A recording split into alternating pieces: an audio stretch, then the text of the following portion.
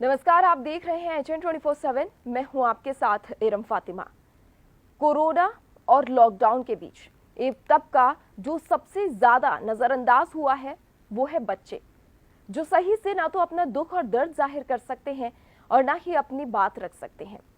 शायद इसी का खामियाजा वो बच्चे उठा रहे हैं जिन्हें लॉकडाउन से पहले तक स्कूल में मिड डे मील का खाना मिलता था। यहाँ लॉकडाउन लगा, वहां खाना मिलना बंद हुआ और उधर सरकार और विभाग इन बच्चों को मानो भूल ही गया। क्या आपको पता है कि साल 2019-20 के दौरान दिल्ली के स्कूलों में कुल 16,26,000 बच्चे थे। इनमें से 9,42,559 बच्चे प्राइमरी स्तर पर और 6,83,820 बच्चे उच्च प्राइमरी स्तर पे थे। हालांकि केंद्र सरकार के प्रोजेक्ट अप्रूवल बोर्ड यानी कि पीएबी ने इसमें से 11,68,000 बच्चों को ही केंद्र से मदद देने की मंजूरी दी थी। इसमें प्राइमरी स्तर के 6,01,834 बच्चे और उच्च प्राइमरी स्तर के 5,66,744 बच्चे शामिल हैं। अब लॉकडाउन हुआ तो केंद्रीय मानव संसाधन विकास मंत्रालय ने 20 मार्च 2020 को सभी राज्यों और केंद्र शासित प्रदेशों, जिसमें दिल्ली भी शामिल है, उनसे कहा था कि भले ही लॉकडाउन हो लेकिन बच्चों को मिड डे मील का खाना जरूर मिलना चाहिए। मंत्रालय ने यहां तक कहा था कि अगर आप पका हुआ खाना नहीं दे सकते हैं तो आप खाद्य सुरक्षा भत्ता, जिसे फूड सब्सिडी अलाउंस भी कहा जाता है, उसका पैसा इनके खातों में डाला जाए ताकि उस पैसे से ये अपने खाने का इंतजाम कर सके। लेकिन अफसोस की बात यह है कि दिल्ली सरकार इन बच्चों के लिए इतना भी सुनिश्चित नहीं कर पाई है। द वायर ने आरटीआई के तहत जानकारी मांगी थी, जिसमें पता चला है कि 1 अप्रैल से जून तक यानी कि 3 महीने जब तक लॉकडाउन रहा है, दिल्ली के किसी भी बच्चे को मिड डे मील का ना तो खाना मिला है और ना ही उसका पैसा मिला है। राज्य सरकार के मुताबिक मार्च महीने में प्राथमिक स्तर यानी कि 1 क्लास से लेकर 5वीं क्लास के 1,36,094 छात्रों को 94.60 रुपए की दर से कुल 1,28,00,000 रुपए देने का प्रावधान किया गया था। और उच्च प्राथमिक स्तर यानी कि 6ठी क्लास से लेकर 8वीं क्लास तक के 4,29,027 छात्रों को 77.99 रुपए की दर से कुल 3,34,00,000 रुपए का खाद्य सुरक्षा भत्ता देने का प्रस्ताव रखा गया था। इसे जारी करने के लिए पत्र भी लिखा गया और ये बताया गया कि कुछ छात्रों के खाते में ये राशि डाली गई है। अब ये बात दो तरीके से नाकाफी लगती है। पहला ये कि ये पैसा सभी छात्रों को नहीं मिला है और दूसरा ये कि जिन्हें ये मिला है वो भी पूरा नहीं मिला है।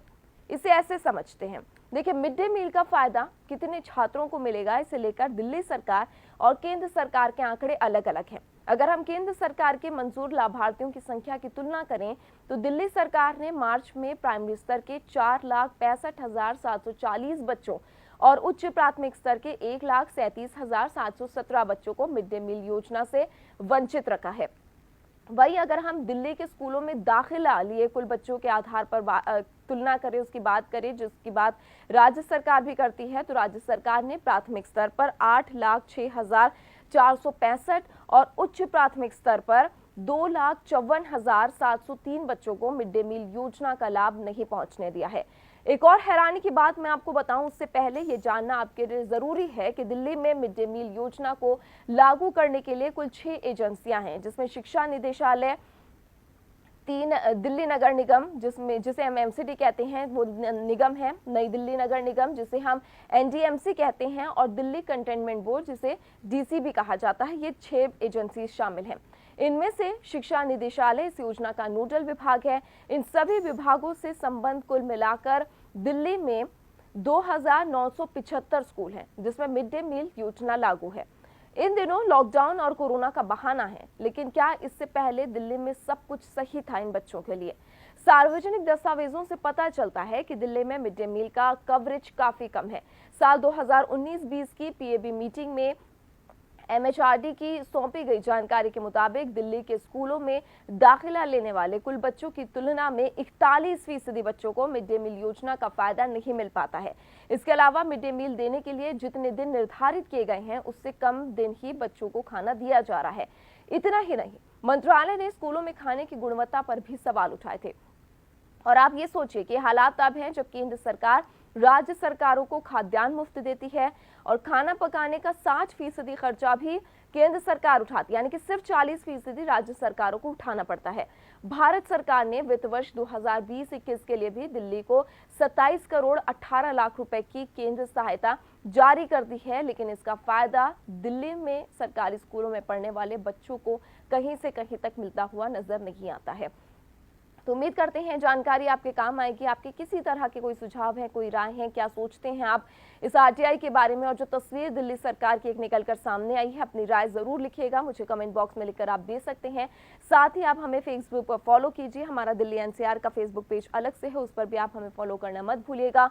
यूट्यूब पर आप हमें जरूर सब्सक्राइब करें और हमारी वेबसाइट है www.hn247.com, उस पर भी जाकर आप बाकी देश दुनिया की डिटेल्स के लिए हमारे साथ जुड़ सकते हैं। तो फिलहाल मुझे दीजिए इजाजत। नमस्कार।